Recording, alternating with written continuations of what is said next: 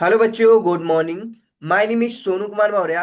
भाई, हम लोगों ने कल के सेशन में देखा था। इसके पहले के सारे सेक्शन हमने करा दिए थे। कौन कौन से सेक्शन कराए थे कल के सेशन में? कल के सेशन में हमने आपको बताया था सेक्शन 66 बताया था। ठीक है।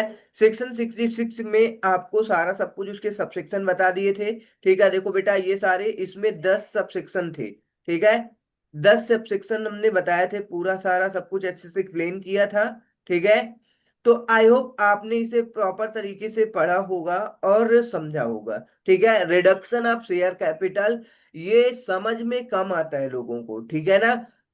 जहां तक कोशिश की है हमने बहुत अच्छे से एक सिंपल लैंग्वेज में समझाने की कोशिश की है। मतलब देखो क्या होता है बेटा कि इसमें आपको लॉ की लैंग्वेज ही बतानी पड़ेगी। ऐसा नहीं है कि भाई हम इसे अपनी भाषा में तो हमने बताया ही बताया।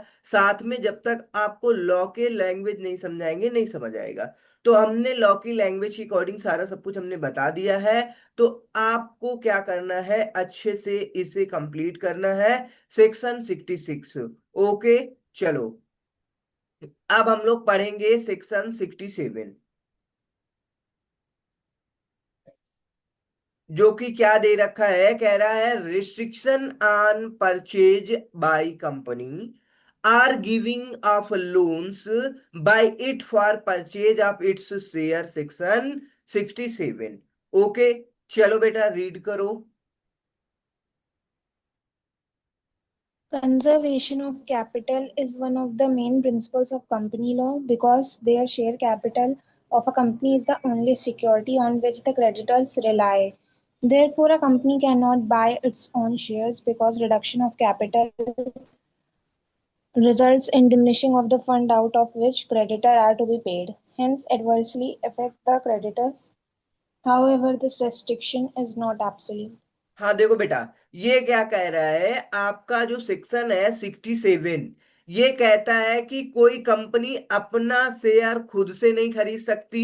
या फिर ऐसा नहीं होता कि भाई कोई, देखो, लोन लेकर के उसी कंपनी से लोन लो और उसी कंपनी में क्या करो, शेयर सब्सक्राइब करो। तो इसके लिए क्या लगाया गया है, रिस्ट्रिक्शन लगाया गया है। ठीक है ना।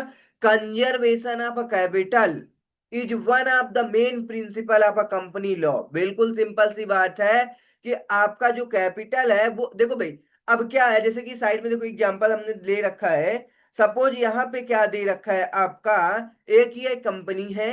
कंपनी क्या करती है, लोन सपोज दूसरी कंपनी को देती है। और दूसरी कंपनी क्या करती है, उस पैसे से उस कंपनी के शेयर सब्सक्राइब करती है। तो ये रिस्ट्रिक्शन है भाई। ठीक है, क्योंकि कैपिटल तो उसके पास कुछ बढ़ेगा ही नहीं।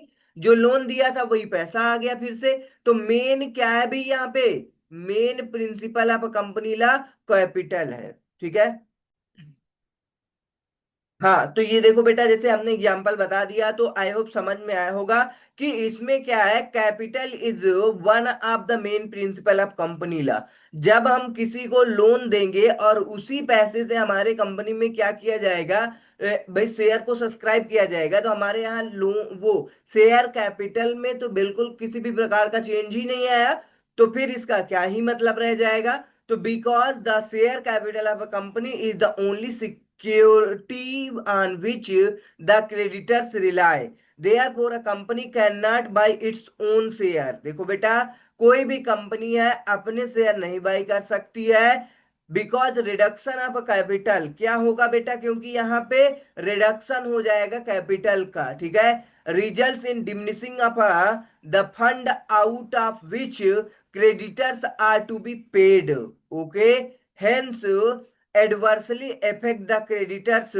However, the restriction is not absolute. ठीक है, मतलब कि रिस्ट्रिक्शन absolute नहीं है।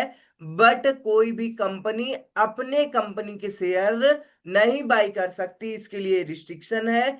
क्योंकि इसमें क्या है भाई, आपको कैपिटल में चेंजेस लाने हैं। ठीक है, चलो।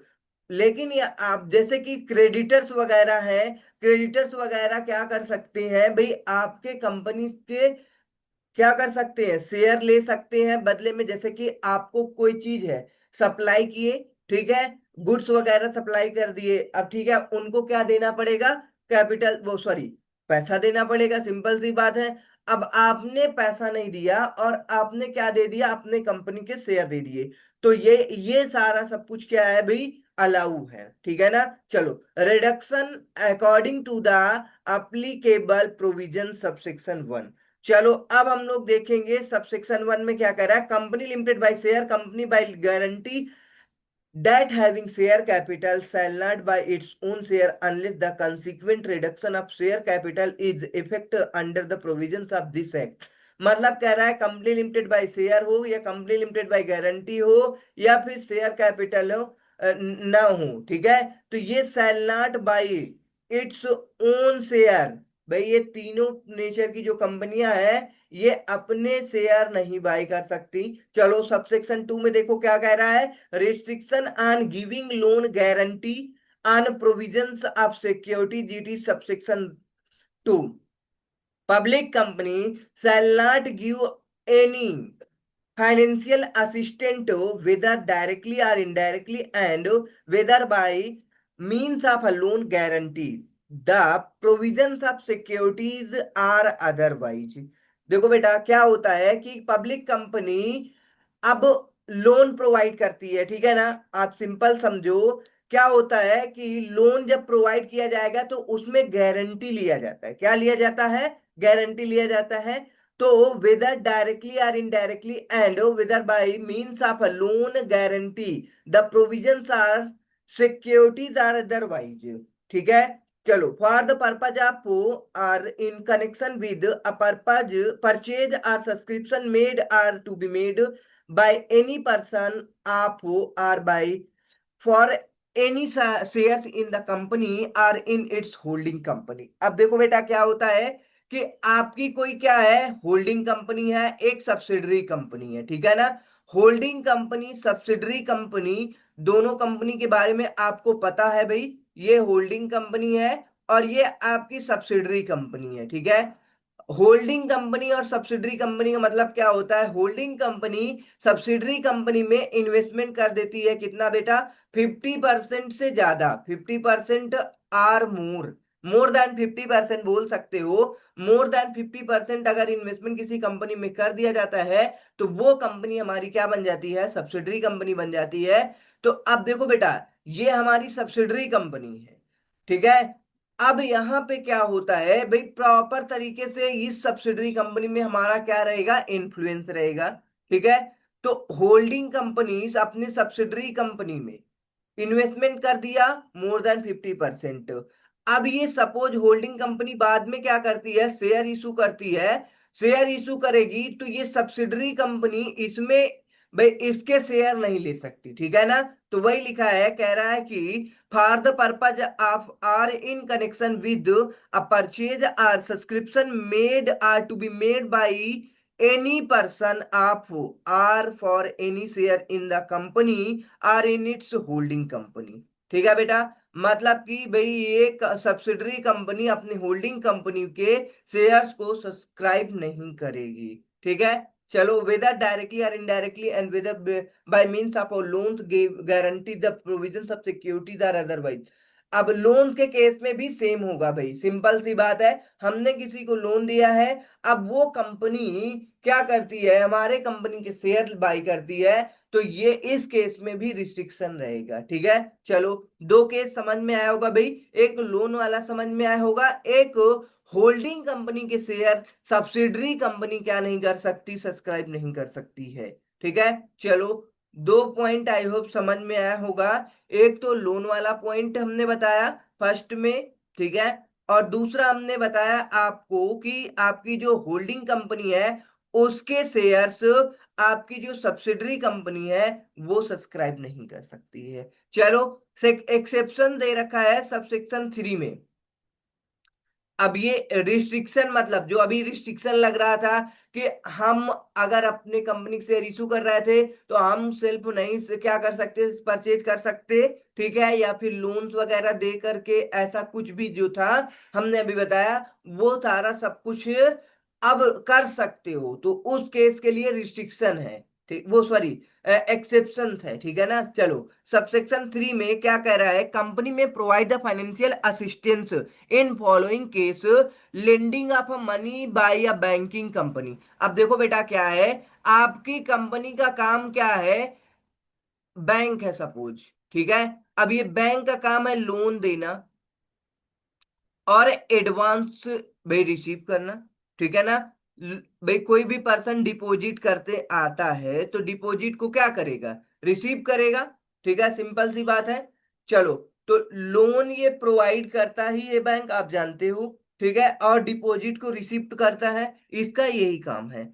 अब सपोज कुछ दिन बाद क्या है भाई, इस ये बैंक क्या करता है, अपने कंपनी के शेयर इशू करता है, क्या करता है, शेयर इशू करता है। तो इस केस में भाई, अब सपोज कोई भी कंपनी है या कोई भी इंडिविजुअल पर्सन है, ठीक है, इस इस बैंक से लोन भी ले रखा है, ठीक है ना, और इस बैंक के शेयर भी ले रहे हैं, तो ये अलाउ है बेटा। ओके, चलो, एक्सेप्शन समझ में आया होगा, lending of money by banking banking company in the ordinary course of its business, मतलब क्या है भाई, कि जो बैंकिंग कंपनी है उसको लोन प्रोवाइड करना क्या है, ordinary course of its business है, ठीक है।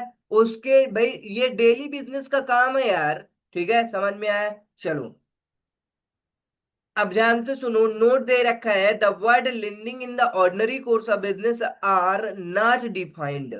लेंडिंग का मतलब कोई भी भाई लोन प्रोवाइड करने वाली कंपनी होगी, सिंपल सी बात है, ठीक है। चलो, banks have to make loans in the ordinary course of the their business and they can hardly survive the purpose for which the borrower uses the loan money. Hence, if a borrower from a bank uses the money for purchasing the bank shares, the bank and its officer will be protected from liability, ठीक है। चलो, an English court held that where money is given for the very purpose of purchasing the bank's share that would not be lending in the ordinary course of business, then the provisions would said to be the violated. मतलब कहने का, ordinary course of business में आप loan provide करो, ठीक है, कोई दिक्कत नहीं है, जिसको आपने लोन दिए वो भी आपके कंपनी के शेयर ले सकते हैं, लेकिन आपके बीच क्या है भाई, कि वही पर्पज ही लोन देने का क्या था, शेयर आपके कंपनी को लेने वाला, ठीक है ना। मान लो सपोज कोई एक बैंक है, आईसीआई बैंक है, वो किसी भी कंपनी को दे देती है क्या, लोन, और कहती है हमारे शेयर्स आप पूरे फुल्ली ले लो, तो ये क्या है भाई, प्रोविजंस को वॉयलेट करने का, ठीक है ना। तो इस केस में ये क्या है, रिस्ट्रिक्शन है। ओके, चलो, आगे बी पॉइंट में देखें क्या है भाई, मतलब एक्सेप्शन हम लोग पढ़ रहे हैं, ध्यान रखना। चलो, provision of money for purchase of fully paid share in the company are its holding company. देखो भाई, provisions of money for purchase of fully paid share in the company are its holding company by trustee for and से behalf of companies employ in accordance with any scheme, employee stock, employee share scheme, and approved by the company through the special regulation which such requirement as may be prescribed in Rule 16 of the company share capital and debentures rule 2014, ठीक है। चलो, अब देखो क्या होता है भाई, कि इस केस में सपोज क्या है, हमने अभी बात किया था कि होल्डिंग कंपनी के शेयर नहीं परचेज कर सकते कोई भी भाई क्या है, सब्सिडरी कंपनी, ठीक है। Provisions of money for the purchase of fully paid shares in the company are its holding company by trustees के द्वारा, ठीक है, and on behalf of the companies employ in accordance with any scheme. अब employ stock, जैसे कि हमने बताया था, एम्प्लॉय को क्या मिलते हैं भाई, अब एम्प्लॉय देखो क्या होता है आपकी, जैसे कि ये होल्डिंग कंपनी है, ठीक है, होल्डिंग कंपनी है, ये सब्सिडरी कंपनी है। अब आपको पता है कि भाई एम्प्लॉय क्या कर सकते हैं, होल्ड इस कंपनी के एम्प्लॉय जो हैं, ठीक है ना, इस कंपनी के एम्प्लॉय क्या कर सकते हैं, इस कंपनी के शेयर ले सकते हैं, लेकिन सब्सिडरी कंपनी इसमें इन्वेस्टमेंट नहीं कर सकती है। तो एक्सेप्शन आपको समझ में आया होगा भाई, ठीक है, दो एक्सेप्शन आपको हमने समझा दिया कि कोई लेंडिंग कंपनी है जिसका काम ही है लोन प्रोवाइड करना, वो क्या कर सकती है, लोन दे करके भाई उस पर्सन को भी शेयर दे सकती है जो पर्सन उनके कंपनी से लोन ले रखा है, ठीक है ना। चलो, और दूसरा केस हमने बताया कि होल्डिंग कंपनी के शेयर्स को कौन सब्सक्राइब कर सकता है, भाई उनके एम्प्लॉय, ठीक है। एम्प्लॉय स्टॉक ऑप्शंस आपको पता ही है। चलो, अब देखो भाई, आपका सी पॉइंट दे रखा है। सी पॉइंट क्या कह रहा है, lending money by a company to its employ other than its director. अब ध्यान से सुनो, मतलब कि जो लेंडिंग मनी है उसका यूज, ठीक है, कंपनी का टू इट्स एम्प्लॉय कर सकता है, लेकिन डायरेक्टर एंड की मैनेजर पर्सनल नहीं कर सकता, ठीक है ना। डायरेक्टर वगैरह लोन लेकर के कंपनी से उसी कंपनी के शेयर नहीं खरीद सकते, ठीक है ना, लेकिन एम्प्लॉय कर सकते हैं। Not exceeding 6 month salary of the employ to enable them to buy or subscribe fully paid share in the company are its holding company and to hold them by way of beneficial ownership. समझ में आया, मतलब कहने का 6 month salary का जो पैसा बनेगा उससे ज्यादा अमाउंट का शेयर सब्सक्राइब नहीं कर सकते हैं, ठीक है। ध्यान से सुनो, कोई भी एक बैंक है बेटा, उस बैंक के एम्प्लॉय हैं, एम्प्लॉय क्या कर सकते हैं, भाई कंपनी से लोन भी लेते हैं, आपको पता है, सारा सब कुछ करते हैं। तो ये लेंडिंग कंपनी है, बन गया, आपको समझ में आया भाई, ठीक है, लोन भी प्रोवाइड की। अब वो एम्प्लॉय क्या कर सकते हैं, उस कंपनी के शेयर भी ले सकते हैं, लेकिन भाई कितने पैसे का शेयर लेंगे। सपोज एक एम्प्लॉय की सैलरी है 1 लाख रुपीज, ठीक है ना, 1 लाख रुपीज है, 6 मंथ का अमाउंट कितना होगा, 6 लाख रुपीज, कितना होगा बेटा, 6 लाख रुपीज होगा।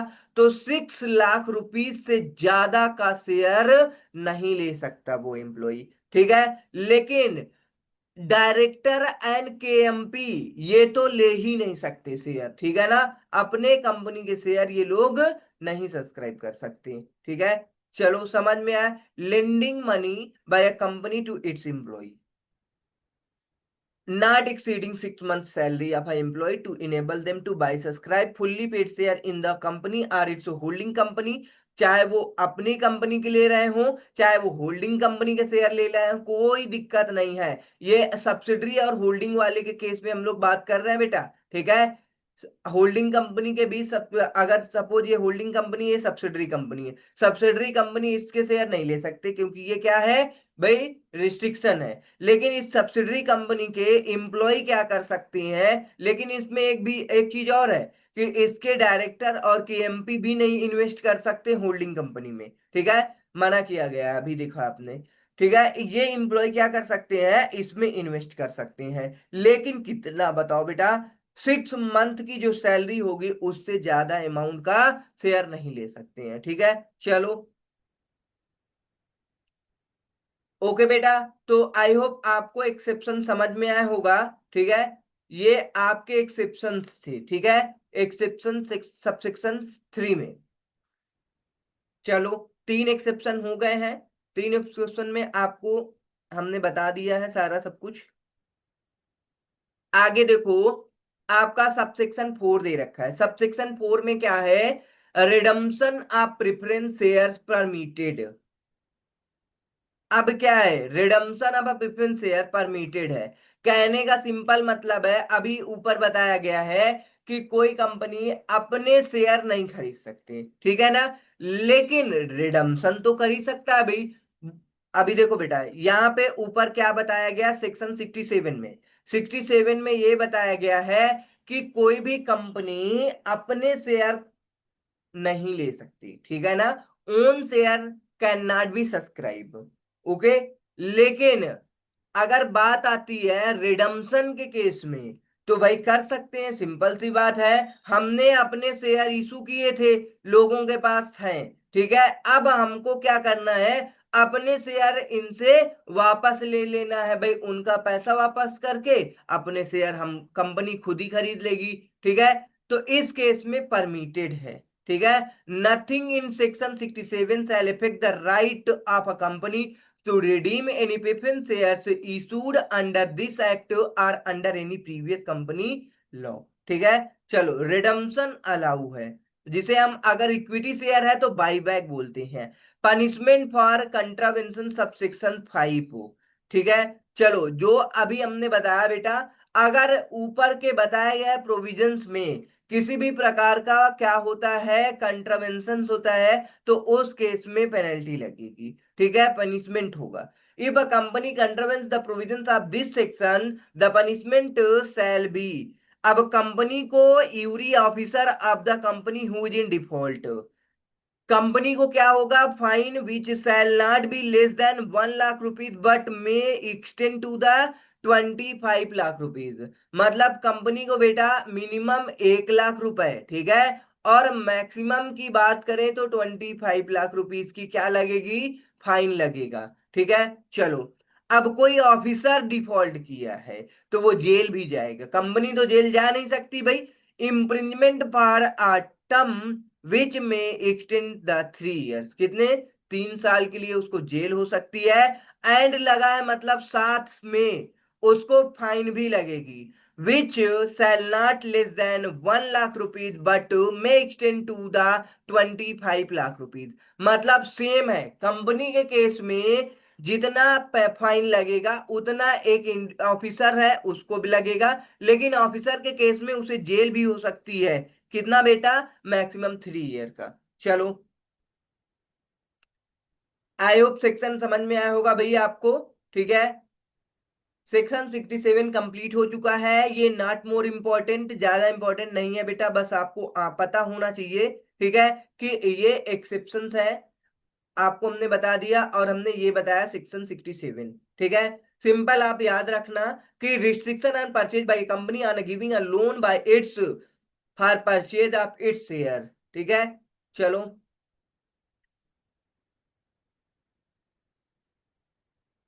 अब हम लोग आगे बढ़ेंगे। आपका आगे क्या दे रखा है, सेक्शन 68। सेक्शन 68 में आपको बताया गया है बाई बैक ऑफ सिक्योरिटीज। ध्यान से सुनो, बाई बैक की बात चल रही है।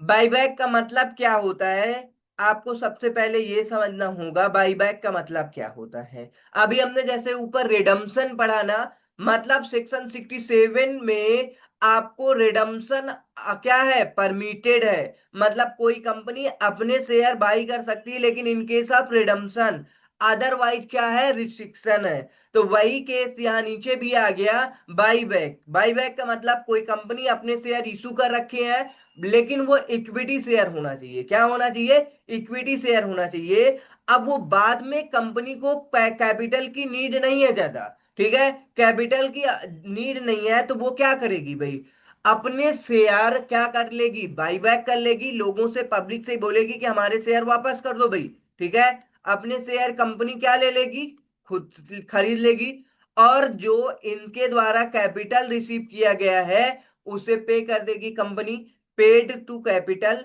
एंड रिसीव कर लेगी अपने शेयर। सेम टू सेम इसके केस में भी होगा बेटा, सारा सब कुछ उसको अपना भाई कैपिटल जो भी बनेगा वो पे कर दिया जाएगा, और उससे अपने शेयर ले लिए जाएंगे। तो इस प्रोसेस को क्या बोलते हैं, buyback of securities. Power of a company to purchase its own securities, मतलब अभी ऊपर बताया गया ना बेटा कि ओन सिक्योरिटीज परचेज करना क्या है, रिस्ट्रिक्शन है, लेकिन कंपनी के पास पावर है भाई बाईबैक ऑफ सिक्योरिटीज करने का, रिडम्पशन ऑफ प्रेफरेंस शेयर का परमिटेड है। चलो अब हम लोग देखेंगे सेक्शन 68 आगे अच्छे से। ठीक है, चलो बाईबैक का मतलब हमने बता दिया बेटा, रीड करो क्या होता है। चलो Buyback is the reacquisition to a company of its own securities. It is a way of returning money to its investors. Section 68 contains provision which describe the power of company to purchase its own securities subject to the applicable conditions. हाँ बेटा, मतलब कि कोई company है वो क्या कर सकती, परचेज कर सकती है इट ओन सिक्योरिटीज, लेकिन कंडीशंस कुछ हैं बेटा, सब्जेक्ट टू अप्लीकेबल कंडीशंस। तो अब हम लोग बात करेंगे वो कंडीशंस जो कि अगर आप अप्लाई करते हो तब अपने कंपनी के शेयर आप बाई कर सकते हो, परचेज कर सकते हो। सबसे पहले सोर्स ऑफ फंड, भाई जो आप बाई बैक करोगे उसमें क्या भाई फंड का यूज कहां से करोगे, किन पैसों का यूज करोगे बाई बैक करने के लिए, ठीक है ना। तो अब चलो सोर्स ऑफ फंड रीड करो, sub section 1। A company may purchase its own shares or other specified securities. The purchase should be out of its free reserves, securities premium account, proceeds of the issue of any shares or other specified security. However, buyback of shares or other specified securities cannot be made out of the proceeds of early issued shares or other specified securities of same kind. हाँ बेटा, मतलब क्या है, आप sources use कर सकते हो free reserve का, सिक्योरिटी प्रीमियम अकाउंट से आप यूज कर सकते हो, ठीक है। आप क्या कर सकते हो, proceeds of issue of any share, मतलब आपने क्या किया है, कोई एक देखो जैसे आप बाई बैक किसका कर रहे हो, बाई बैक किसका कर रहे हो भाई, बाई बैक कर रहे हो भाई सिंपल सी बात है, बाई बैक होता ही किसी का है, अरे यार लिख क्या, बाईबैक होता है इक्विटी शेयर का, ठीक है। आप बाईबैक कर रहे हो इक्विटी शेयर का, ठीक है। और आपने साइड में क्या किया, इशू कर रखे हो प्रेफरेंस शेयर, ठीक है। प्रेफरेंस शेयर इशू कर रखे हो और उससे कंपनी के पास क्या आएगा बेटा, कैपिटल आएगा। तो उस कैपिटल का यूज करके आप बाई बैक कर सकते हो, मतलब प्रेफरेंस शेयर इशू किया आपने, ठीक है, उसके द्वारा जो कैपिटल आया उसका यूज करके आप अपने इक्विटी शेयर का बाई बैक कर सकते हो, ठीक है। चलो आर अदर स्पेसिफाइड सिक्योरिटी, जैसे कि आपने डिबेंचर इशू किया, क्या इशू किया, डिबेंचर इशू किया, डिबेंचर के द्वारा जो पैसा आएगा उससे उसका यूज भी क्या कर सकते हो, बाई बैक करने में कर सकते हो, लेकिन सेम काइंड का नहीं होना चाहिए, ठीक है ना बेटा।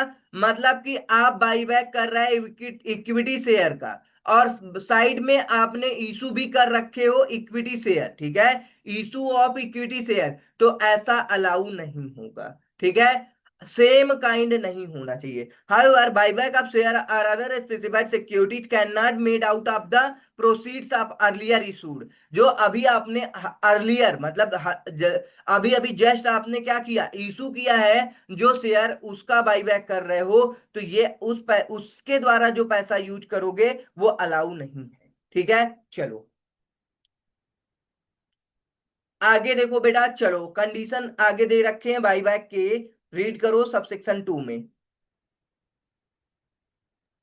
A company may purchase its own shares or other specified securities. It met with following conditions, namely, the hmm. buyback is authorized by its article. A specific resolution authorizing the buyback is passed in general meeting of the company. The amount involved in buyback should not be more than 25% of the aggregate of paid up capital and free reserves of the company. Further, in case of buyback of equity shares, the maximum limit is 25% of its total paid up equity share capital in any financial year.